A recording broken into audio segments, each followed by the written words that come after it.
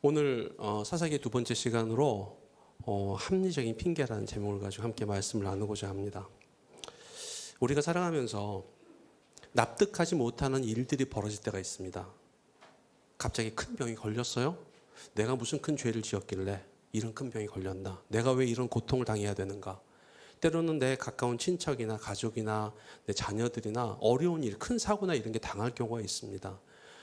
소설가 박완서 씨 같은 경우에는 너무너무나 사랑하는 아들이 진짜 금쪽 같고 너무 착하고 너무 말도 잘 듣는 그 아들이 갑자기 사고를 당해서 세상을 떠났어요. 그리고 나서 그 고통스러운 시간들을 보냈던 것들을, 이런 일이 생기면 우리가 어떻게 하죠? 도대체 왜 나한테 이런 일이 생길까? 왜 나한테는 내가 무슨 잘못했나? 내가 무슨 죄를 저질렀나? 아니면 이것을 납득할 만한 여러 가지 이유들을 찾으려고 많이 노력을 합니다. 그런데 왜 우리가 이런 일이 벌어졌을 때 우리 안에서 합리적인 이유를 찾으려고 할까요? 심리학적으로는 이것을 인지적인 안정성을 찾기 위해서다라고 이야기를 합니다. 이해할 수 없는 이 사건들이 내 안에 불안과 공포를 야기시키기 때문에 이런 것들을 그 안에서 질서와 원인을 부여하고 안정감을 얻어서 이 인지 부조화를 해소하기 위해서 스스로 납득할 만한 이유를 갖게 만드는 거예요. 그런데 이런 합리성이 어떤 면에서는요, 오히려 자기 당착의 도구로 사용될 경우가 있습니다. 여러분, 이솝우화의 아주 유명한 동화입니다. 여우와 포도라는 동화 아시죠? 거기 이제 한 여우가 가요. 막 걸어가고 있는데, 걸어가는 건 아니죠. 네 발로 걸어가겠죠. 이제 어쨌든 가고 있는데 저기 보니까 포도나무가 있고, 포도나무 저기 위에 아주 너무나 탐스럽게 생긴 포도가 크게 너무 맛있게 열린 거예요. 무엇인가 입에 침이 쫙 고이는 거 있죠. 그래서 먹고 싶어가지고 갔어요. 점프를 했는데 이게 너무 높이 달려가지고 입에 안 닿아요. 그래서 돌을 얹고 별 난리를 다 쳤는데도 이거를 못 먹겠는 거 있죠. 그래서 어떻게 하냐? 아유, 저 포도 너무 쉬워서 맛이 없을 거야. 그리고 돌아가는 거예요. 그럼 뭘 얘기하는 걸까요? 포도가 이거는 이제 먹기 위해서 결국 먹고 싶었지만 능력 부족으로 포도를 먹지 못하자 마치 원래부터 먹고 싶지 않았던 것처럼 행동하면서 자신의 실패를 정당화하는 거죠. 합리화시키는 거죠. 그래서 심리학에서는 이것을 신포도 이론이라고 합니다. 그래서 이 목표 달성에 실패했을 때 자신의 부족함을 인정하지 않고 다른 이유를 들어서 상황을 합리화하는 과정, 이것을 신포도 이론이라고 붙여서 이야기를 하는 거죠. 오늘 본문의 이스라엘 지파의 모습들이요, 마치 이렇게 신포도의 여우처럼 똑같이 행동한 걸 우리가 볼 수가 있습니다. 하나님이 주신 명령을 받았어요. 그리고 그 명령을 따라갑니다. 그런데 그 명령이 벽에 딱 부딪히고 환경의 한계에 부딪히니까 에이, 저거는 못 먹어, 이렇게 합리화하는 그런 핑계를 댑니다. 마치 신포도 이론처럼. 오늘 본문 이야기를 통해서 이 자기 합리화라는 함정과 이를 극복하기 위한 방법을 우리가 함께 좀 살펴보기를 원합니다. 여러분, 이스라엘 지도자로 세움받은 유다가 시몬과 함께 올라가서 제비 뽑은 땅들을 이제 정복하려고 갑니다.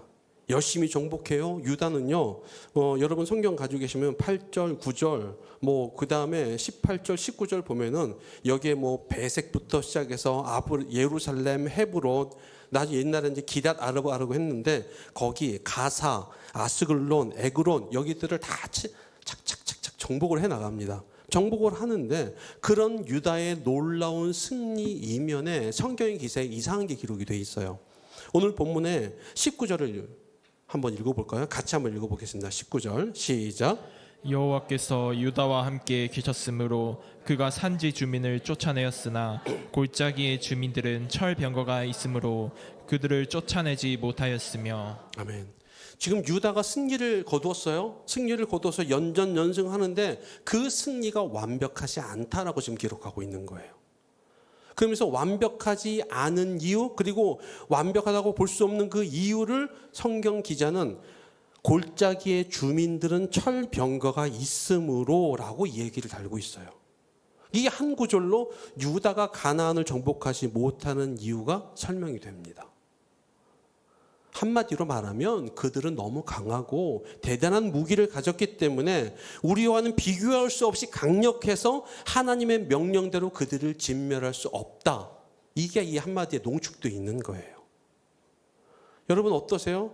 저는 충분히 납득이 된다고 생각합니다. 납득이가 아니더라도 납득이 되는 것이죠. 납득이 모르세요? 아시죠? 네. 어쨌든 납득이 돼요.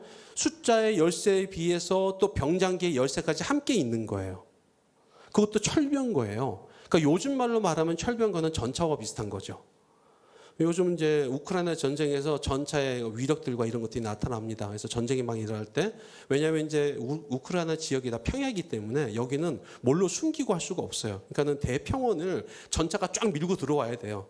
그런데 우크라이나에서 그 병력의 열쇠, 전력의 열쇠를 뭘로 많이 하죠? 드론 띄워가지고 다 부시잖아요. 그러니까 그걸 전세가 뒤집혔어요.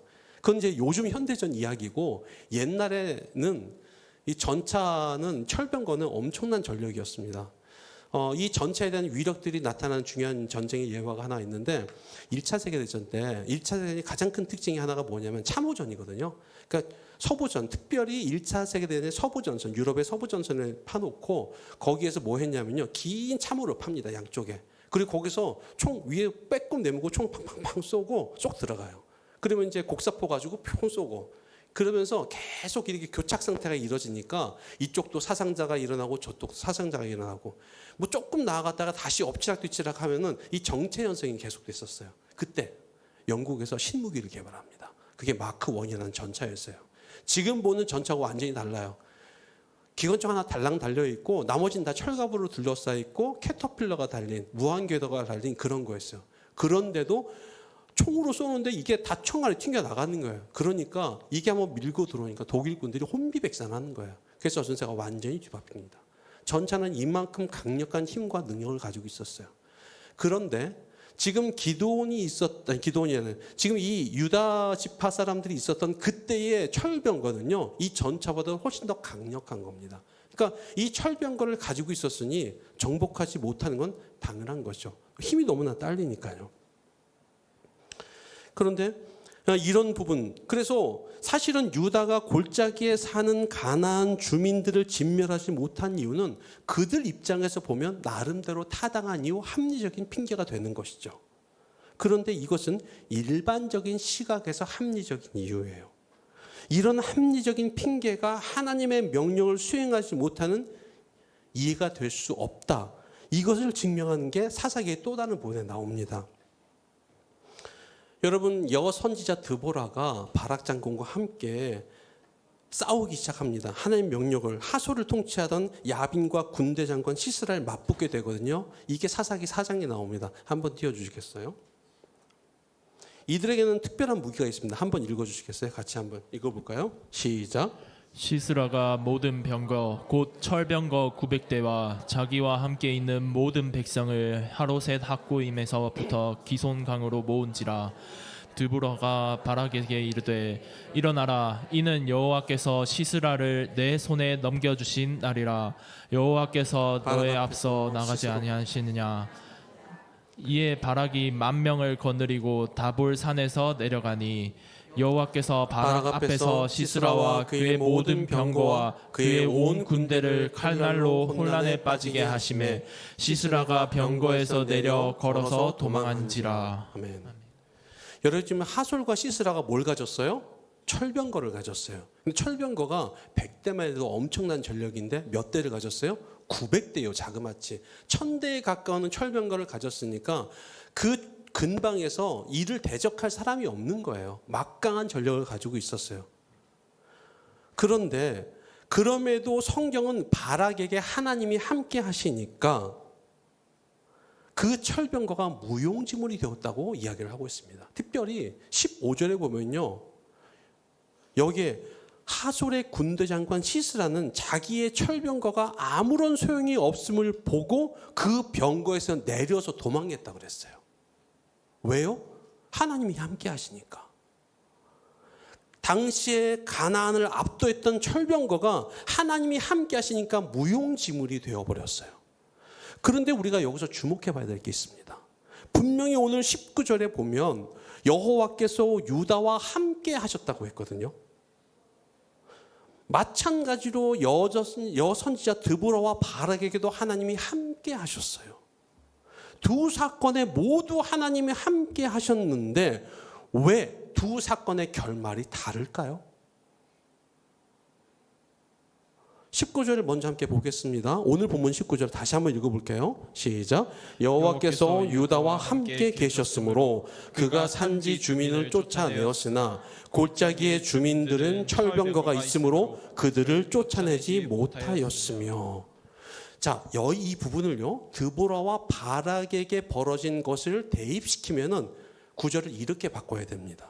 여호와께서 유다와 함께 계셨으므로 그가 산지 주민을 쫓아내었고 골짜기 주민들은 철병거를 가지고 있었으나 그들을 쫓아내었다. 이게 정상적인 거예요. 그렇죠? 이게 하나님이 함께 하시고 드보라와 바락의 논법으로 그대로 따지면 이렇게 써야지 맞는 거란 말이죠. 그런데도 마치 19절에서 성경 기자는 하나님의 능력이 철병거 앞에서 갑자기 사라진 것처럼 기록을 하고 있어요. 이 말은 여호와께서 유다와 함께 계셔서 그들이 산지 주민을 쫓아냈지만 철병거는 너무 압도적이야. 야, 이건 못하지. 너무 강력해. 이런 합리적인 핑계가 유다 지파 안에서 작동하자 골짜기 주민들을 쫓아내지 못했다는 것을 우리가 이해할 수 있는 거예요. 그렇게 유다 지파는 하나님의 명령을 수행했지만 그들이 경험한 승리는 어떤 승리예요? 절반의 승리예요. 반쪽짜리 승리라고요. 절반의 순종, 합리적인 핑계가 거대한 산처럼 유다 앞에 자리 잡고 있었어요. 승리했지만 승리하지 못하고 실패로 끝나게 되는 아이러니한 상황이 합리적인 핑계 때문에 생겼단 말이죠. 여러분, 하나님이 함께 하시면 역사가 나타납니다. 역사가 나타나는데 절반의 순종 안에는 우리의 핑계와 우리의 타협과 나태와 은폐의 결과도 함께 숨어 있어요. 승리 자체가 중요한 게 아니라 그 승리가 어떤 승리인지가 중요하다고 지금 성경 말씀은 이야기하고 있는 거예요. 우리는 상당히 결과를 중요하는 결과론적인 사람들입니다. 결과가 좋으면 다 오케이예요. 야, 다 잘 됐지 뭐. 중간에 어떤 잘못이 있거나 어떤 안 좋은 게 있어도 괜찮다고 다 무마하고 넘어가요. 그런데 하나님께서는요, 온전한 순종과 절반의 순종을 구분하세요. 합리적인 핑계로 인한 이 미묘한 타협이 만들어낸 결과, 사사기 말미에 드러납니다. 결국은 어떻게 돼요? 이스라엘이 가나안 땅 정복에 실패하잖아요. 여러분, 이게 유다의 문제일까요? 유다의 문제뿐만이 아니에요. 다른 지파에게서 나타납니다. 요셉 지파 같은 경우에는요, 베델을 정복하기 위해서 올라갑니다. 올라가는데 그때도 하나님이 함께 하셨다고 오늘 1장 22절에 써 있어요. 하나님이 함께 하셨다. 그런데 이 루스라고 불리는 베델도 상당히 만만치 않은 성이었던 것 같아요. 그래서 이걸 손쉽게 정복하기 위해서 정탐꾼들을 보냈는데 이 정탐꾼들이 베델에 나오는 성에서 나오는 주민 한 사람이 딱 나오는 거 봐요. 그리고 그 사람을 포섭합니다. 야, 입구 좀 가르쳐줘. 어디가 입구냐? 그래서 그 사람이 정탐꾼들과 적군, 우리 아군들이, 요셉 지파 사람들이, 군인들이 들어갈 수 있는 입구를 가르쳐 줍니다. 자, 그리고 그 정탐꾼이 그에게 이렇게 이야기를 해요. 24절 한번 띄워주시겠어요? 한번 읽어볼까요? 시작. 정탐꾼들이 그 성읍에서 한 사람이 나오는 것을 보고 그에게 이르되 청하노니 이 성읍의 입구를 우리에게 보이라. 그리하면 우리가 내게 선대하리라 하매. 아멘. 지금 여기서 뭐라고 해요? 정탐꾼들이 너 입구 가르쳐주면 우리가 선대할게. 이 선대한다는 말은 헤세드, 그러니까 언약을 맺는 거예요. 그러니까 이들과 언약, 내가 너와 약속할게, 언약을 분명히 맺어줄게라고 한단 말이죠. 그래서 결국 이 대가로 여기에 나오신 이 입구를 가르쳐준 이 베델의 주민은 가족의 생명을 얻어냅니다. 이 비슷한 장면이 어디에 등장하냐면 여호수아 2장에 등장합니다. 여호수아 2장이 우리가 잘 아는 라합 이야기. 여리고 성과 그 땅을 점령하려 했던 정탐꾼들이 가죠. 발각될 위기에 처해요. 그런데 라합이 어떻게 해요? 그들의 생명을 구해주죠. 그리고 숨겨주면서 이렇게 얘기합니다. 여호수아서 2장 12절입니다. 한번 읽어볼까요? 시작. 그러므로 이제 청하노니 내가 너희를 선대하신즉 너희도 내 아버지의 집을 선대하도록 여호와로 내게 맹세하고 내게 징표를 내라. 여기도 지금 선대한다 그랬어요. 근데 이건 누가 한 얘기일까요? 라합이 한 얘기예요. 라합이 뭐라 그래요? 선대한다, 선대해라 그래요. 이 선대란 말이 똑같은 단어예요. 헤세드. 그러니까 이거는 하나님의 언약을 말하는 거예요. 내게 하나님의 언약으로 맺자라고 한 것이죠. 자기의 생명을 그리고 자기의 가족들의 생명을 구해달라고 라합이 이야기하고 있는 거예요. 여러분 비슷해 보이는 두 장면이 사실은 엄청난 차이를 가지고 있습니다. 요셉 지파 정탐꾼들이 주민에게 말한 이 선대한다는 말이나 같은 말인데, 그런데 원래 하나님이 이스라엘 백성이 가나안 땅으로 들어갈 때 신명기 7장에서 너희들은 그들과 언약을 맺지 말아라고 말씀하셨어요. 그렇지만 여호수아서의 라합은 위험에 처한 정탐꾼을 구해주고 나서 자기가 요청하는 거죠. 근데 그냥 요청한 게 아니었어요. 뭘 얘기하냐면 내가 들었다. 너희의 하나님 이스라엘의 하나님이 홍해를 가르고 너희들을 구출해 내시고 이집트의 그 땅에서 엄청난 기적을 베푸시고 여기서 바사람과 옥을 다 쳐부신 걸 우린 다 듣고 가슴이 다 녹았다. 나는 그 하나님을 믿는다. 그러니까 너희들 나랑 약속해라. 너희들 나 죽이지 않겠다고. 내 가족을 보호해 주겠다고 약속해라. 지금 누가 믿음을 고백한 거예요? 라합이 믿음을 고백한 거예요. 라합의 믿음을 듣고 정탐꾼들은 받아서 그래서 그들을 보호해 주고서 약속을 한 거예요. 그런데 오늘 본문에 나오는 요셉 지파가 약속을 맺었던 정탐꾼들 누가 얘기했어요? 정탐꾼들이 얘기했어요. 정탐꾼들이 너 입구 가르쳐 주면 내가 너 약속 맺어줄게. 너 안 죽일게라고 한 거예요. 누가 얘기했어요? 정탐꾼이 얘기했어요. 자, 받은 사람이 신앙을 고백했어요? 안 했어요? 안 했단 말이에요. 지금 뭐 하는 거예요?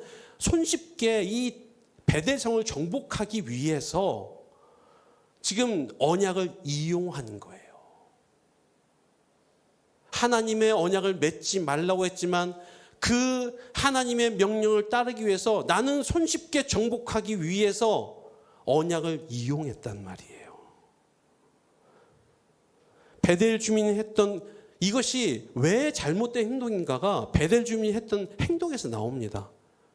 1장 26절에 이렇게 써 있어요. 한번 띄워주시겠어요? 제가 읽어볼게요. 그 사람이 헷사람들의 땅에 가서 성읍을 건축하고 그것의 이름을 루스라 하였더니 오늘까지 그곳의 이름이 되니라.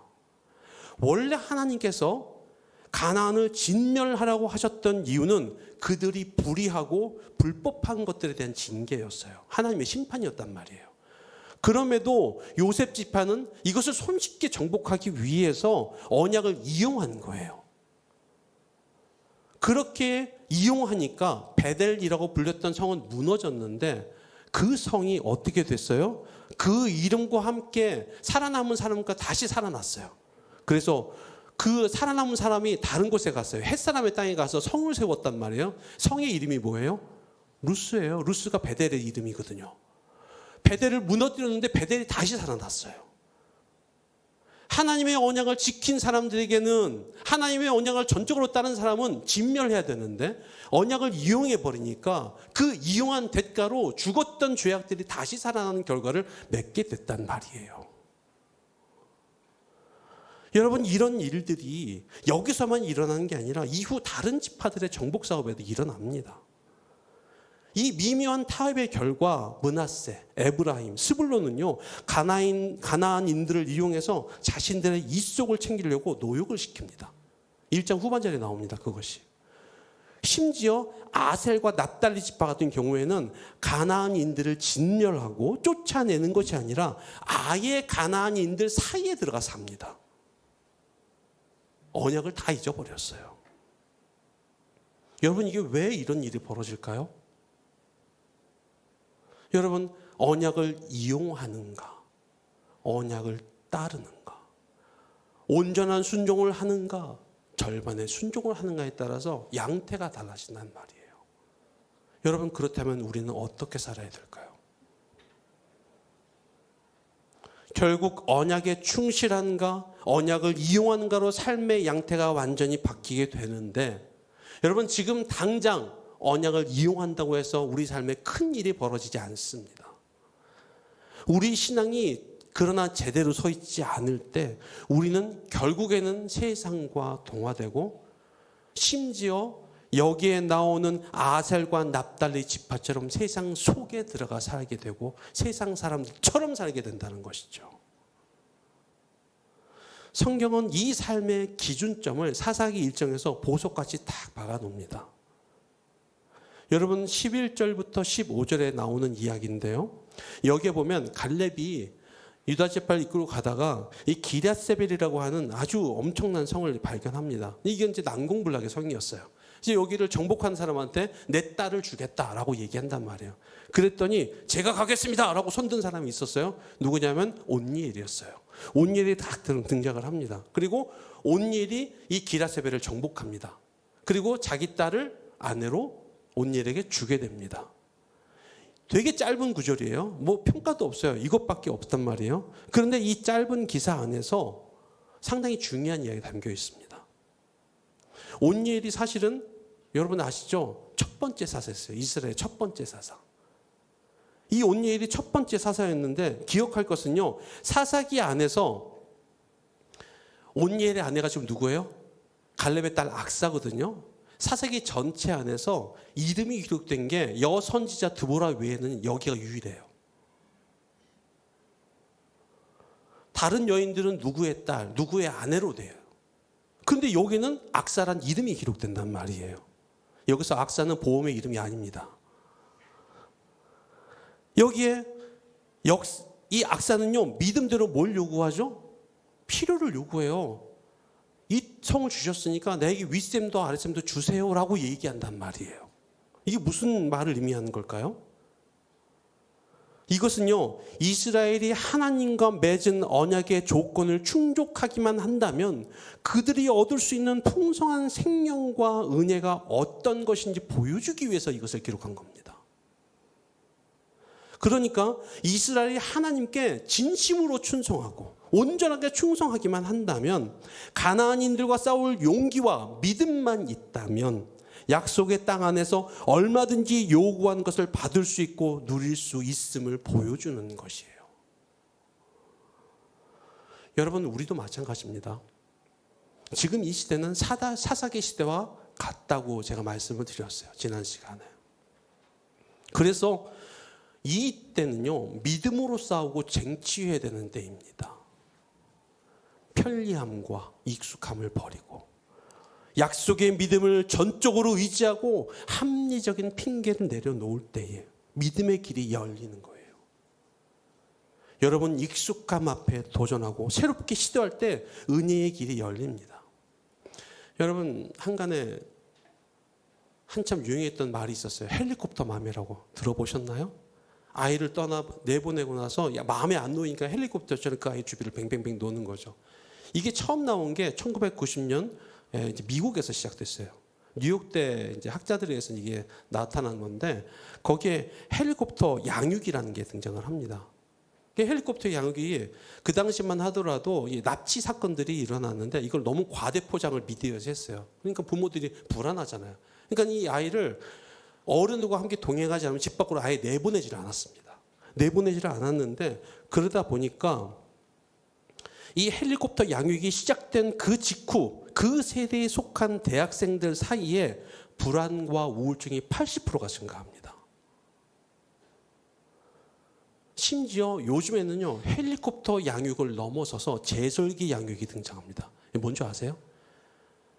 여러분, 제설기 아세요? 눈 치우는 트럭? 어떻게 해요? 앞에 큰 삽이 있죠. 긴 불도저 같은 삽이 있죠. 밀고 나가면 어때요? 눈이 쫙 쓸려 나가죠. 내 아이의 앞을 가로막는 모든 불안과 장애물은 다 쓸어버리는 거예요. 쫙 밀고 나가는 제설기 양육. 요즘에 그게 유행이래요. 여러분, 이게 미국만의 문제일까요? 아니죠. 이미 우리나라 안에도 비일비재하게 벌어지는 거죠. 그래서 적절한 좌절이라는 책을 쓴 정신과 의사 이 류한욱 교수가 이렇게 얘기합니다. 이런 양육의 행태가 심리적으로 미성숙한 사람으로 자라게 만든다. 그래서 우울, 불안, 조금의 스트레스를 견디지 못하는 모든 행위가 심리적으로 성숙하지 못한 심리적 유아에게 나타난다고 말해요. 그래서 한 사람이 건강하게 성장하기 위해서는 위험과 스트레스가 없는 것이 아니라 적절한 좌절을 경험하는 게 중요하다. 이걸 주장합니다. 이 사람 예수 믿는 사람이 아니에요. 그러면서 상당히 통찰력 있게 얘기를 하고 있어요. 그래서 버팔로 대학의 심리학과 교수인데요, 마이크 시어리 박사가 이런 이 격언이 있었어요. 그 당시에.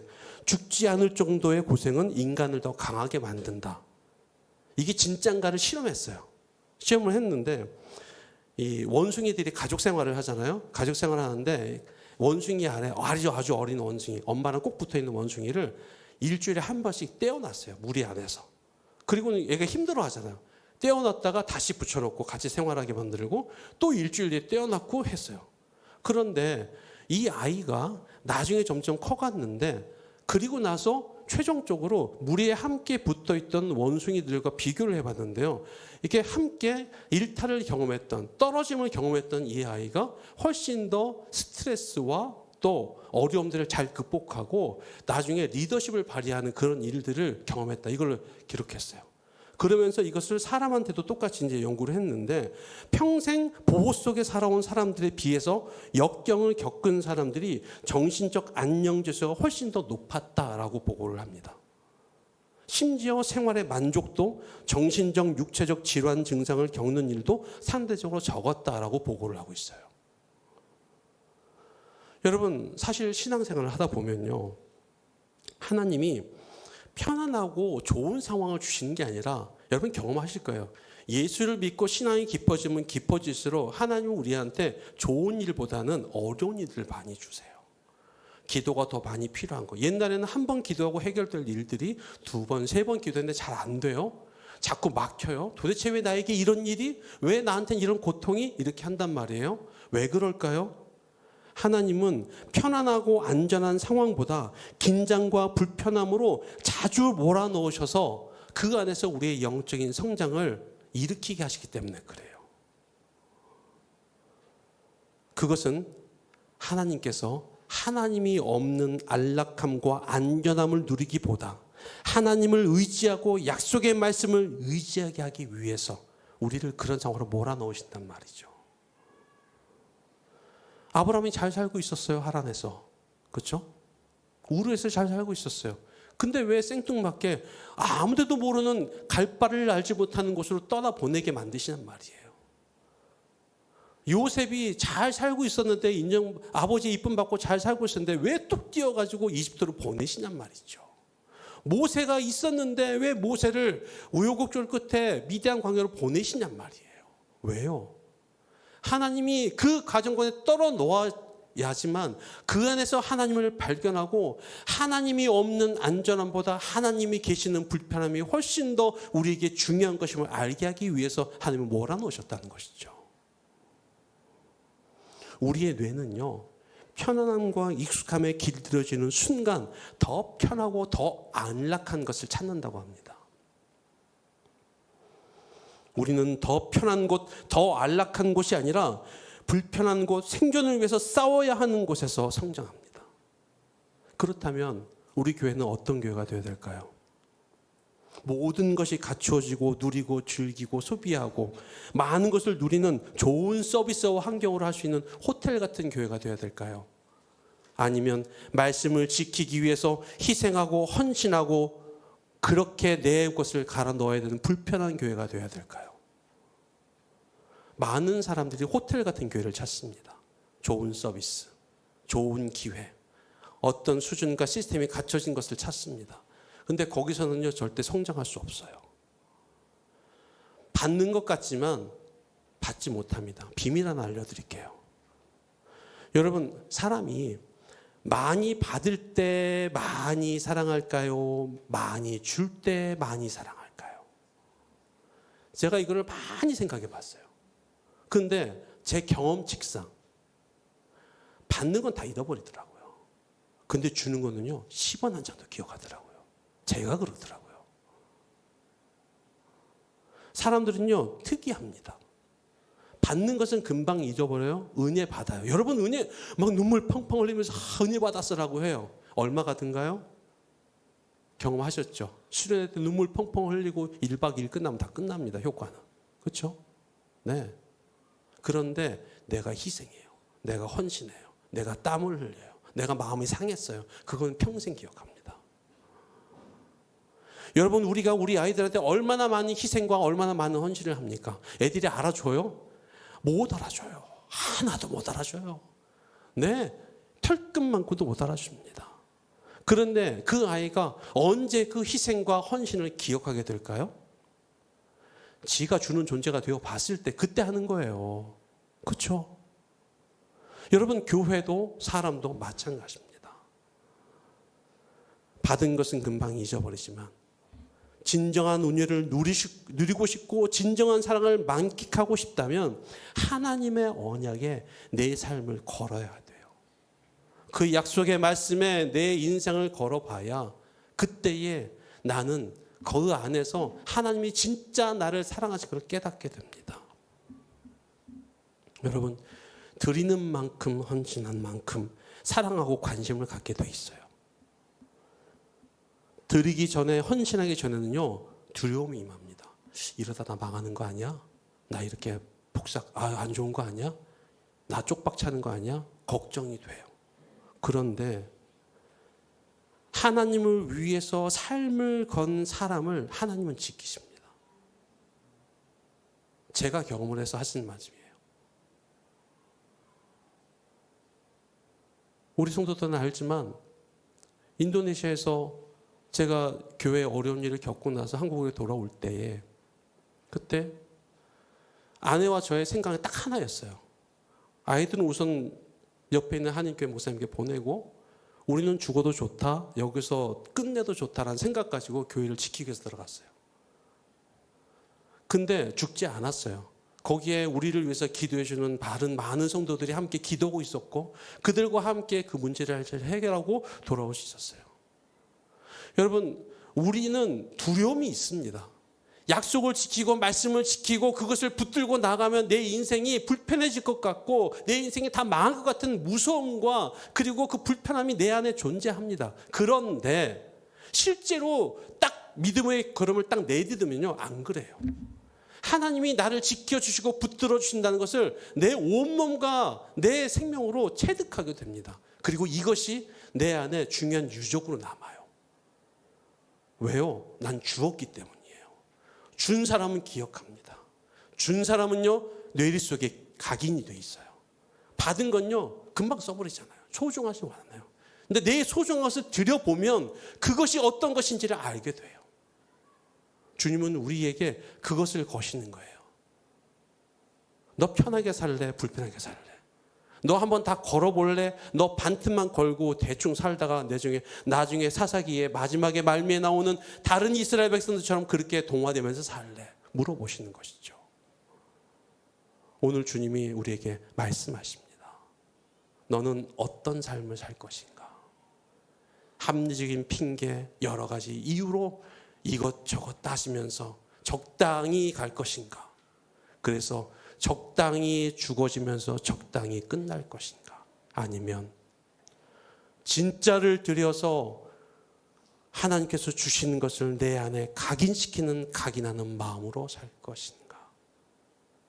주님은 두렵지만 불편한 삶을 살기를 원하십니다. 그 적절한 좌절이 우리 안에 있을 때에 우리에게는 놀라운 은혜가 있을 것입니다. 이 믿음의 길을 걸어가는 우리 모두가 되기를 주의 이름으로 축복합니다. 기도하겠습니다. 은혜로우신 아버지 하나님, 이 시간에 우리 잠시 함께 말씀을 생각하면서 함께 기도하기를 원합니다. 기도할 때 하나님, 내 안에 두려움이 있습니다. 무서움이 있습니다. 다 걸어버리면 다 잃어버릴 것 같은 무서움이 있습니다. 그런데 주님은 나에게 약속하셨습니다. 이 약속의 말씀에 내 인생을 걸어볼 수 있는 믿음을 허락하여 주옵소서. 함께 기도하기를 원합니다.